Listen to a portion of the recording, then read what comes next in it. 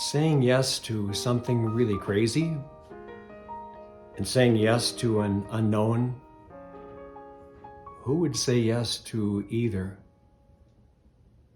Cass Cronan. My name is Frank Gold, and I am one of Cass Cronan's cousins. Our mothers, Anna Marie Wade Gold and Kathleen Wade Cronan, were sisters and women of faith and service. We learn how to live and act from those who care for us, our parents and others, those who teach us and witness to what matters in life, including that our faith is nothing without action, empty without doing for the other in need.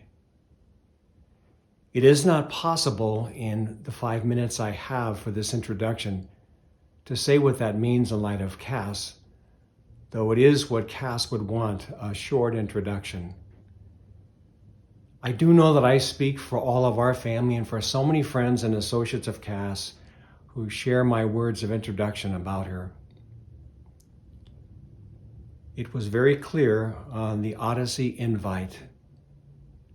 Cass is described as a leader of spirit, heart, and courage who brought to community a ministry of presence, advocacy, and fearlessness for the care of the marginalized. I'm hoping that as humble as Cass can be, that she knows that's how others experience her, especially her courage, and that this is who she is. It's why so many, like my husband Jerry and I, have supported her in her leadership and the ministry of Earthlings. As cousins growing up, neither Cass nor I would have guessed where we would be later in life. But she followed several paths, as many of us do, that led her to this point in life.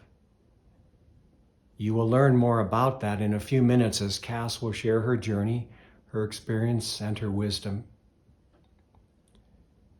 With Cass, there was always a spirit of caring for the other, a concern for justice and hope passed on through others before her, which helped her to not be afraid to face the unknowns in life, including those personal ones of suffering and death and loss, as in the death of her father, her son Michael, and her mother. In each of these and others, there was that unknown, painful path. As a chaplain for many years, I knew and supported families who faced that challenge, fear, the loss experienced in sickness and suffering and death. I was trained, certified to do that kind of work and loved it. Cass was not, but she came with who she was, and I saw her stepping up outside of her safe area with courage and faith in each of those losses in her life, as she also did with her husband John as they grieved deeply the death of their son, and in the support she gave in the deaths of John's parents. Family and friends supported Cass through all of this, but she carried so much of it. It's not surprising that John and their daughter Katie, in part because of Cass's example, also became involved as volunteers in a variety of ways in Earthlings, and with the focus of advocacy and ministry to the homeless. Obviously, the big unknown that called to Cass for courage was to take the leadership of Earthlings. She assumed that role that had been held by two women, the foundresses, both Catholic sisters, who were well known and supported by their communities and many who knew them. There is no doubt that they were happy she took this role. So much of Cass's previous work, including as a lawyer, and her involvement in other ministries for the poor and the homeless, helped her step into Earthlings as leader, and it clearly demonstrated her response to a call to enter uncharted territory that she knew in her heart she was meant to do. Her response was what it means to have the courage and faith to say yes to the unknown.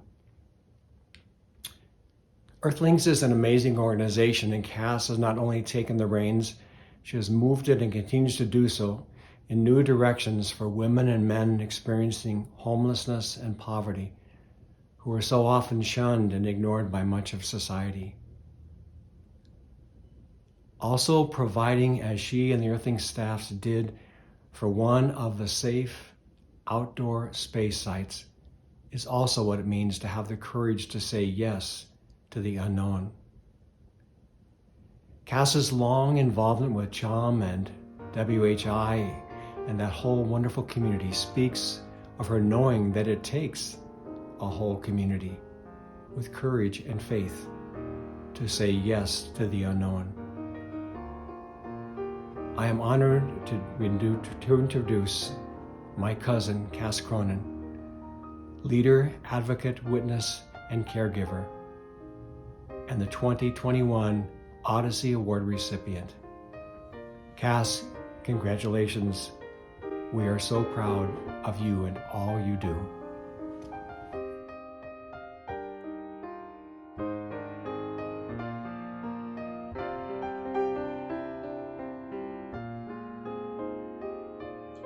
Good morning, and thank you for this tremendous honor of receiving the Odyssey Award.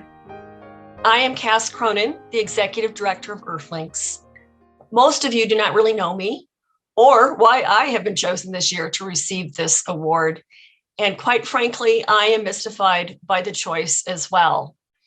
All I can say is there is a lesson here. Do not miss a meeting, or you will find yourself chosen to receive an award and then to give a reflection to a group of people who do more than most on any given day to bring justice to our community. I have been involved with CHOM since around 2008, when John Hicks invited me to a clergy meeting, which was held at Our Savior's Lutheran Church. I remember it well. It was during Lent, and Mark Meeks was leading the meeting. I don't remember the specifics of the conversation, but it was justice-driven, justice with a capital J. He was pushing us all to consider Lent from a perspective that could change hearts and actions and bring about a more just world. Quite frankly, I was hooked. John Hicks was quick to pull me aside and tell me that it was not always so esoteric, to please come back, but I did not need his reassurance. It was clear that this was a group who took their faith seriously and put it into action. It wasn't long thereafter that Deanna Flahive got her hands on me, and somehow I agreed to a 1-year temporary position on the CHOM leadership team. I think that was about 10 years ago. While clearly I don't know how to count, I have been fortunate to be included in discussions with some of the most inspirational faith leaders in this city throughout these past years. They challenge me in innumerable ways. I'd like to think I've grown a bit in their company. I have been strictly instructed by you-know-who to share a bit about my journey, my odyssey, if you will, in this conversation. With the theme of courage being central to our gathering today, I've also been instructed to include that in my comments. I am not sure that I think of my life as an odyssey, a grand journey, nor do I see myself as representative of the gift of courage. Like all of us, I have had my shares of trials, but also moments of joy. And to that extent, we are all travelers on the road. I'm a baby boomer, though towards the end of that demographic, I think. My brother and I were adopted as infants by my parents who were married during World War II. Raised Roman Catholic, we attended Catholic schools growing up. My 7 cousins lived not far, and with my brother, we all formed the Olive Street Sluggers, being a team of 9. I don't think we had a very good win-loss record, but it did increase my competitive nature, I am sure. And thank you, Cousin Frank, who has exhibited so much courage in his life, for introducing me today. Learning about the social justice aspects of the gospel was really instilled in me by the Mary Crest Sisters of St. Francis during high school. The women's movement, the war in Vietnam, and the draft were real issues to me. concern about my family and friends that could be sent to Vietnam was very real. While the struggle for civil rights had been going on for generations, I first really saw them in high school in the murder of Martin Luther King and the unrest following. The murder of Robert Kennedy remains a stark memory.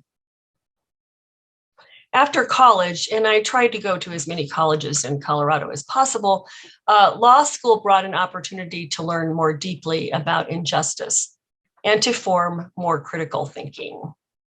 Or as my mother phrased it, "You used to be such a nice girl." I practiced law for 40 years. In the early years, facing a fair amount of bias as a woman in a man's field, but by no means was I the first or the last facing those issues. I was a trial lawyer, too independent to join a large firm, and I did a fair amount of pro bono, that's free work. If the priest, friend, neighbor called, I'd try to help. In 1980, I married my husband, John. We call ourselves lawyers in love, and what a blessing to marry your friend. He has been a true gift in my life. For health reasons, John eventually left the legal profession, but remains the smartest lawyer I know. Without his support, my journey would be very different. We adopted our son Michael in 1985, and in 1987 adopted his sister Katie. We had supportive, loving parents on both sides of our marriage, along with aunts and uncles and numerous cousins. Finding a good church home in the early 1980s was a blessing, and losing it in the 90s brought yet another blessing: the formation of a small community of faith, the Spirit of Hope, and we have been a part of that group for 30 years. The members of the Spirit of Hope community are my chosen family. In the 80s, 90s, and early 2000s, I sat on the Habitat for Humanity board for at least 6 years during that time, and spent many other years with the Family Selection Committee. Regular service at homeless shelters and other outreach were expected activities for our family. Richard Rohr speaks of the two halves of life. Often there is a second life that is different, that comes from tragedy. In 2005, at the age of 19, our son Michael committed suicide. Surviving those dark days that took many months, and those dark days still continue and remain, quite frankly, was the beginning of my second half of life. In 2006, I was hired to be the executive director of the Franciscan Friends of the Poor, which was later known as Father Woody's Haven of Hope, and now known as the Haven of Hope. That was how I met John Hicks and first got involved with CHUM. Working at Father Woody's was very healing. Having the opportunity to work directly with those struggling with economic poverty, addiction, and homelessness provided me with a sense of purpose. Walking away from my full-time legal profession was a leap, but bringing some organizational gifts to that organization was also rewarding. After helping to manage the building of their first building, I made the decision to leave Father Woody's. That was a painful decision that the CHUM members helped me to bridge. Not long after, I was asked to join Earthlinks, where I remain to this day. Earthlinks was founded by nuns. Are you seeing a pattern here by chance? And works in what I call the transformative space, certainly dealing with basic needs like food access and housing, but also in reaffirming the dignity of the individual through meaningful work and connections, all while deeply caring for our planet. Of course, I thought I knew something about all of these issues when I was hired, and I learned that I really did not. I continue to be schooled each day in what it really means to be human and to live in true connection with the universe. While at Earthlinks and as part of the CHUM leadership team, I was with Deanna and Tom Loers and Rebecca Crummy and others when we started to form the idea for the Women's Homelessness Initiative. The death of our son was actually freeing in some ways. While clearly money was never my driving force, it no longer had as much control over my life. Not only did I pivot to do more direct service, but when my mother suffered a head injury and was bedridden in hospice for 4 years, John and I were able to have her live in our dining room during that time until she died. And her living and dying with us taught me a good lesson. It is relationship that matters, not the place in the hierarchy of relationships that count.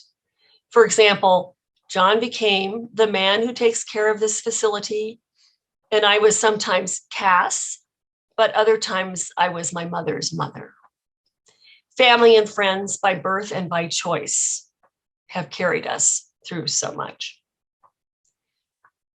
But so much for my journey. Let's talk about the safe outdoor spaces. Many in the homeless services community have been seeking a humane response to our houseless citizens for many years.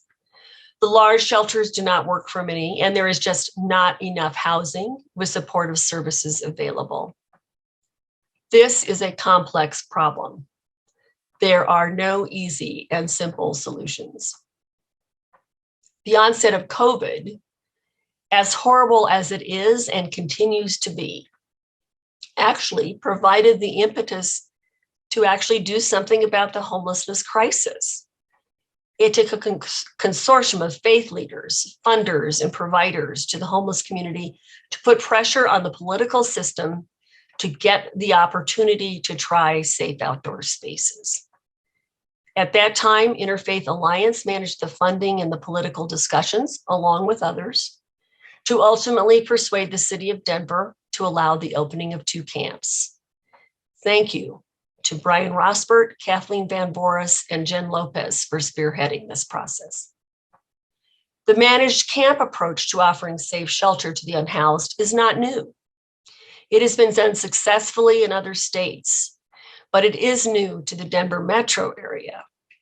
And it was the churches, the faith community, First Baptist Church of Denver, thank you, Brian Henderson, and Denver Community Church, thank you, Dave Newhousel, with their willingness to take a chance to house the first of these SOSs. Without them, neither of them would have ever opened.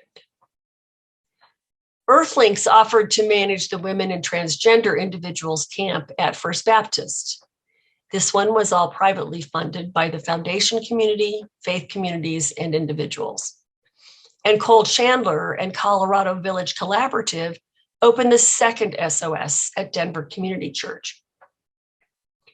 While both of these sites faced pushback from neighbors and others, Colorado Village Collaborative had the harder and more vociferous complaints. The din went away quickly following opening, though, when most of the neighbors' fears were put to rest. In fact, Chun actually awarded both Earthlinks and the Colorado Village Collaborative an award as a good neighbor for having opened these safe outdoor spaces. It was a stretch for Earthlinks to take this on in 2020 and 21, but it was not outside of what we do. We have 25 years of experience working with unhoused folks, but even so, we learned a lot. I cannot say that it was courage that pushed Earthlinks to respond to run to the SOS. It was a response born of necessity, and there was an opportunity finally to serve. But the courage was Sarah Newell and the staff and volunteers who worked endless hours in the cold to keep the Grant Street SOS safe for the residents. Quica Montoya and her team from Colorado Village Collaborative at Denver Community Church are to be praised for their work in difficult circumstances to do the same. And it took courage for the unhoused folks to take a chance on this new opportunity. SOSs are one way to improve the health and safety of our community. Of course, they are not the only method. Housing with services for those ready for that step is essential. The Women's Homelessness Initiative basically provided the food and support for the Earthlinks SOS throughout its tenure. And when WHI can open again, it will offer support to women who need a different approach. The new SOSs that have opened at Regis University, thank you, Regis, and St. Francis Center, and Park Hill United Methodist, who has witnessed significant neighborhood pushback, again directed at Colorado Village Collaborative, have continued to provide safety and a place for those without one. The new SOSs, now funded by the city, will offer yet more opportunities to invite people without homes to reconnect with community. If there is a lesson in all of this, it is that it all comes down to connection. We are all connected. Science tells us that we are made of stardust, from the tiniest speck of dirt to the most powerful or richest humans. We are all connected. We make our journey together for good and for bad. We can only hope to influence the journey towards justice in the decisions we make every day. As a saying attributed to Margaret Mead says, never doubt that a small group of thoughtful, committed citizens can change the world. Indeed, it is the only thing that ever has. Thank you all for making the world a better place. Let's keep moving forward together in community. And thank you again for this award.